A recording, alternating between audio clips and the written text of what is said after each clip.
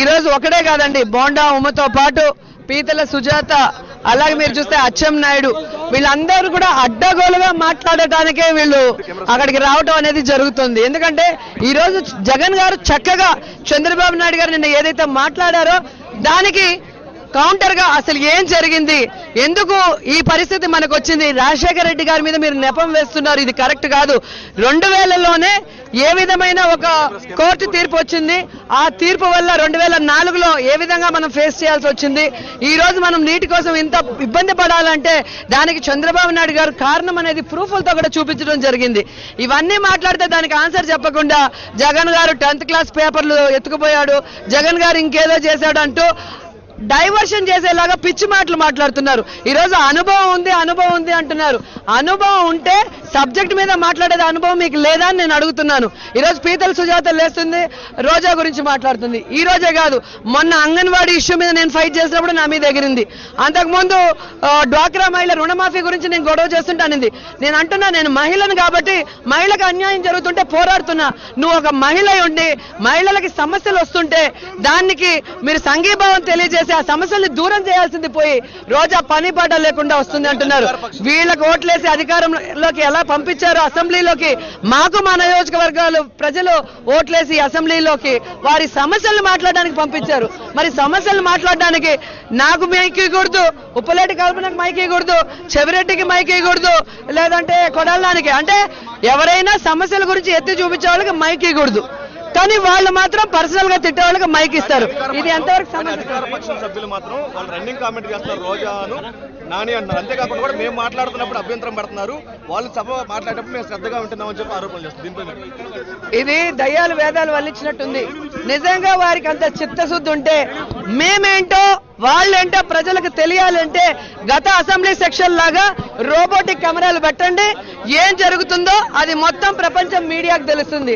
అంతేగాని మీకు కావాల్సిన వాళ్ళకి గతంలో మనోహర్ గారు ఉన్నప్పుడు రోబోటిక్ కెమెరాలు ఉన్నప్పుడు హైటెక్ ముఖ్యమంత్రి అని చెప్పుకున్న ఈయన ఎందుకు అవి తీసేసి మాన్యువల్ కెమెరాలు ఇచ్చి కేవలం తెలుగుదేశం పార్టీ నాయకులనే చూపించుకుంటున్నారని నేను అడుగుతున్నాను.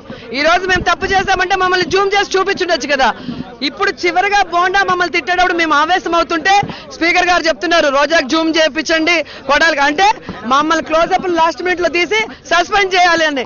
ఇంతకన్నా బాధాకరమైన విషయం ఇంకేమైనా ఉందా అని మీరందరూ కూడా ఆలోచించాలి. ముఖ్యమంత్రి గారు సభలో ఉండే మీ ఎంత చూస్తానంటాడు, మీ కద్దాలుస్తా అంటాడు, పిచ్చి పిచ్చిగా ఉంది అంటాడు, ఏం మారుతూ ముఖ్యమంత్రి సభలో లేపుతున్నాడు, గొడవ చేయమని కొట్టించాలనుకుంటున్నాడు, అసెంబ్లీలో ఏం చేయాలనుకుంటున్నాడు.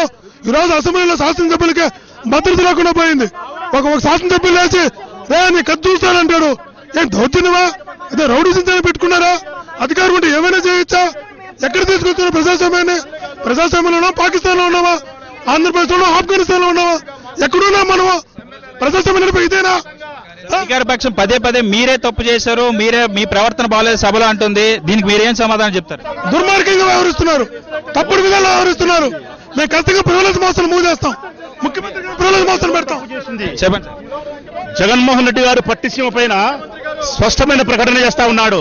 సాంకేతికపరమైన పరిజ్ఞానంతో మాట్లాడుతూ ఉంటే పట్టిసీమకు సంబంధించి పోలవరం ప్రాజెక్టు సంబంధించి సరైన సమాధానం చెప్పలేకుండా కాలువ శ్రీనివాసరావు మాట్లాడిన మాటలు చాలా బాధాకరమైన సంఘటనలు.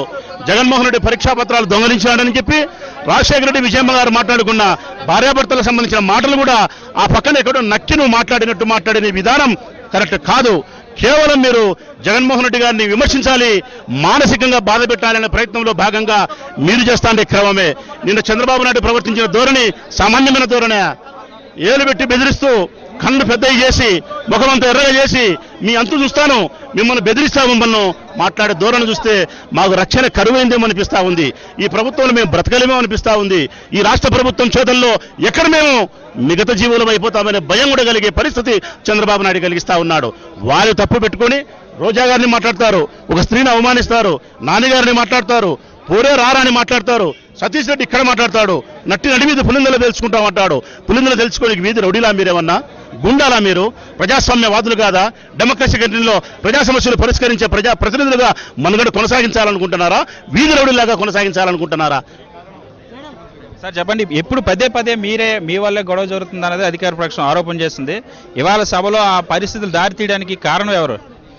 పట్టిసీమకు సంబంధించి స్పష్టమైన ప్రకటన చేయాల్సింది పోయి జగన్మోహన్ రెడ్డి గారు ఎంతో స్పష్టమైన పరిజ్ఞానంతో మాట్లాడుతూ ఉంటే పట్టిసీమ విషయంలో పోలవరానికి సంబంధించిన ప్రాజెక్టు సంబంధించి తప్పు చేసినామనే అభిప్రాయానికి చంద్రబాబు నాయుడు వచ్చిన తర్వాత ఈ సబ్జెక్టును దాటవేసే ప్రయత్నంలో చంద్రబాబు నాయుడు గారే మంత్రులకు శాసనసభ్యులకు సైగ చేసి ఎగదోసి గొడవ పెట్టే ప్రయత్నం చేసి ఈ సమస్య నుంచి దాటవేసే ప్రయత్నంలో భాగంగా జరిగిన సంఘటనే ఈనాటి గొడవ.